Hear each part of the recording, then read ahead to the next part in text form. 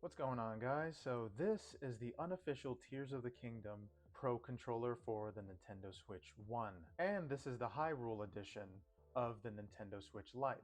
And as I said before, this is an unofficial Pro controller for the Switch 1, so you're not going to get all of the bells and whistles that an official one will get you, such as amiibo support.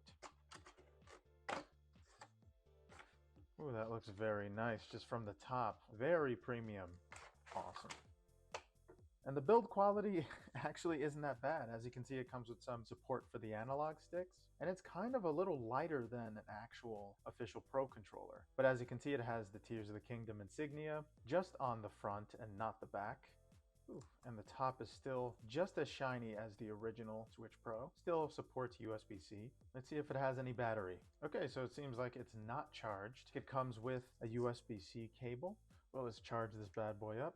Okay, there we go.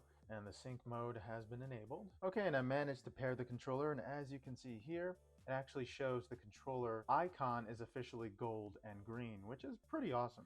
And while I'm waiting for it to charge, the triggers actually feel quite nice, very similar to the original Pro controller, and the buttons feel similar as well. They're actually less wobbly and a little more stiff than the original Pro controller's buttons, but not too stiff to the point it feels cheap. And the analog sticks are not Hall effect, so you can feel a little bit of grinding on the top there, but the click is very nice. Oh, and the D-pad is the mushiest part about it, but that might not be a bad thing because the original Pro controller's D-pad did not feel good and it didn't operate well with fighting games at all. I guess the worst part about this controller is the minus and plus button, but this controller was only $30, and I hear from the seller that the battery lasts more than 30 hours, so that's a very good thing, especially for $30.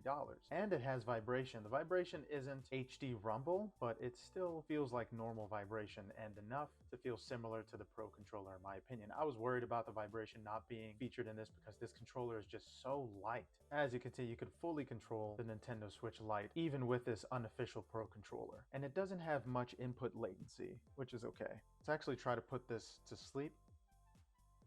And this controller seems to wake it up with no problem. Okay, let's do the analog test. See, there is a tiny bit of input delay, which is unfortunate, but as you can see, the motion controls work very well. So if you guys were thinking about getting this $30 Tears of the Kingdom unofficial Nintendo Switch 1 Pro controller, then in my personal opinion, it is worth it. And with a supposed more than 30-hour battery life, I would say it wouldn't disappoint.